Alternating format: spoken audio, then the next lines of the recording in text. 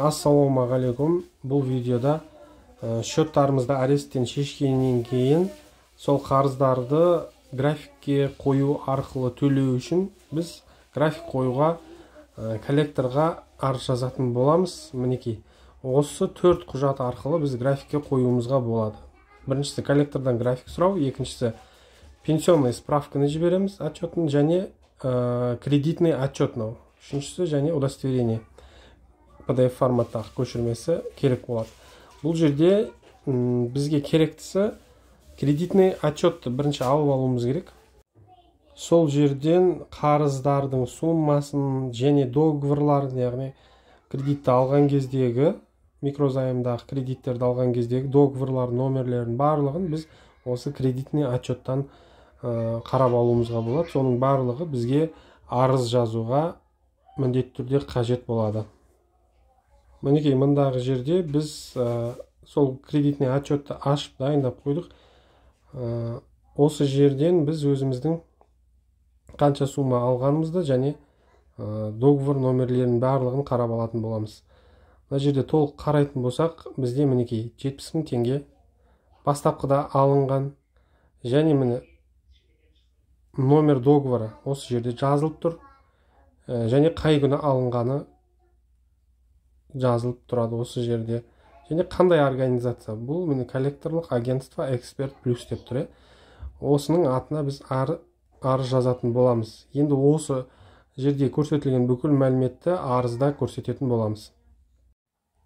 Мұнау бізде коллекторлық агентствоға жазатын арыздың дайын үлгісі.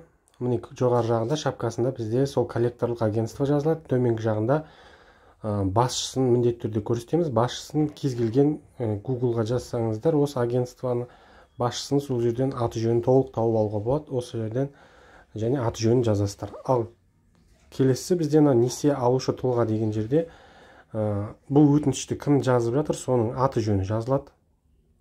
Және ин номерін көрсетіп өтесіздер. Және төменгі жағында мекен жайды көрсетесіздер мына жерде. Және төменгі жағында телефон номерін жазып қалдырасыздар, осы номерге хабарласады. Ал енді төменгі жағына түскен кезде мына бірінші абзацтың барлығын біз жаңағы кредитный отчеттан аламыз. Яғни қай күні біз кредитті алдық, қандай договормен, договор номері және қандай суммада алдық. Соның барлығын ПКБ деген жерде, яғни первое кредитное бюро деп тұр ғой, сол жерден ішінен аламыз. Мінекей бізде договор номері тұр. Қай күні алынғаны жаңа көрсетіп өткендей, және қанша суммада алған барлығы осы жерде жазылады. Сол бірінші абзацты сол жерден анықтаймыз.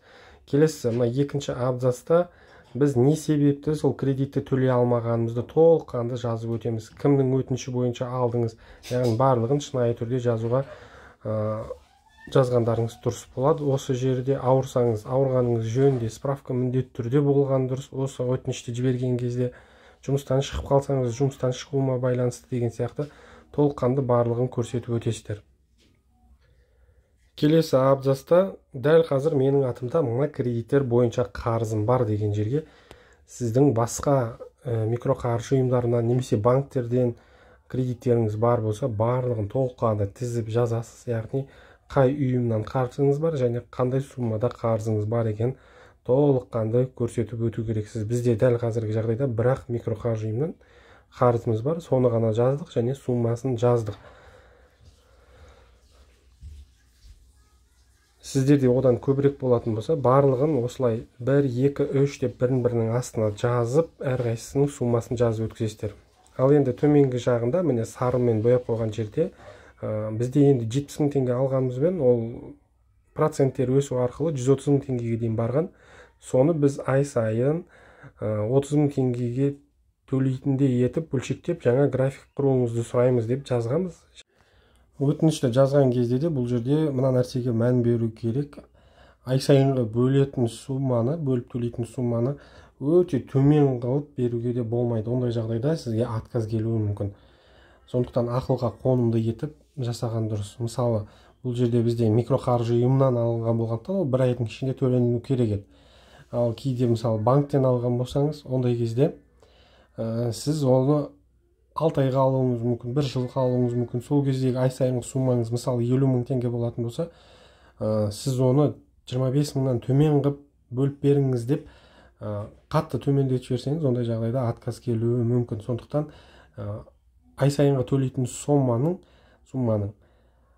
50%-нан кем қылмай барынша көбірек қылып жазған дұрысырақ болады. Енді біз бұл жерде 30 мың теңгеге бөліп беруін сұрағанымен, олар бізге график құрған кезде одан да төмен қылып график шығарып берген жағдайы бар. Осы видеода соңында көруге болады. 30 мың емес, 21 мың теңгеден бізге шығарып берген.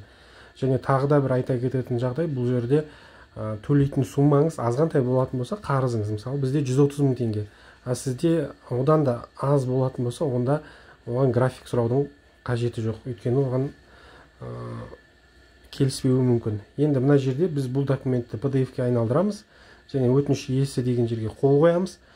Жаңағы почтадағы көрген 4 құжатпен бірге осы коллекторлық агентствоның почтасына жібереміз. Почтасын қайдан табамыз десеңіздер, коллекторлық агентствоны Google-ға жазсаңыздар, жаңағыдай жалобы қабылдайтын почталарын өздері жазып қойған, сол жерге жазатын боласыздар.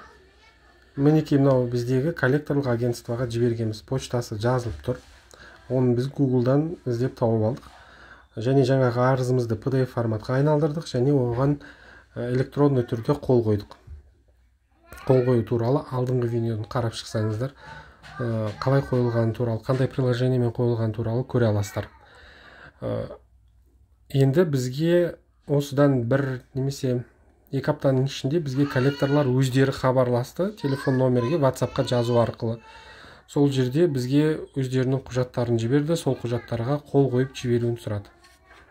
Мінекей мына жерде сол 2 құжатпен танысуға болады. Яғни қарызым бар деген қағазды жіберді және графикке қойып берген қағазды жіберді. Сонымен келісемін деп сіз қолыңызды қойып бересіз. Мінекей мынау графикке қойып берген қағазы.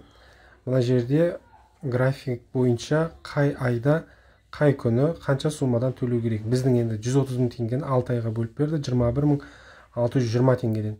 Енді бұл 2 бет қағаздан тұрады. Соның әрбір бетіне біз ручкамен қол қоюымыз керек, приложениемен жарамайды деді. Сосын ручкамен қойып, сканерден өткізіп, PDF форматқа айналдырып, қайтадан өздерінің WhatsApp-тан жазған болса, WhatsApp-на жібереміз. Мына жерде мені қарызым бар деп танимын деп қол қойып берді. Яғни 129 мың 720 теңге қарызымыз бар екенін мойындап, қолымызды қойып берді. Енді соны біз ай сайын осы график бойынша төлеп құтылатын боламыз. Көргендеріңізде видеода қиын ештеңесі жоқ, бар жоғы 4-ақ құжат, оның біреуін ғана өзіңіз жасайсыз, қалғанын барлығын интернеттен алуға болады. ЕГОВ-тан алуымызға болады. Удостоверение личностінің өзін дайын тұр, оны кәсіби приложениеден ала салуға болады. Керек мәліметтің барлығын Google-дан алу арқылы, бар жоғы 4 құжатты жіберу арқылы өзіміздің қарызымызды графикке қойып, ай сайын жеңілдетілген түрде төлеп отыруымызға болады. Осымен бұл видеомыз аяқталды. Қызықты болса лайк басып, комментарий жазып, арнаға қолдау білдіріп, тіркеліп кетулеріңізді сұраймын.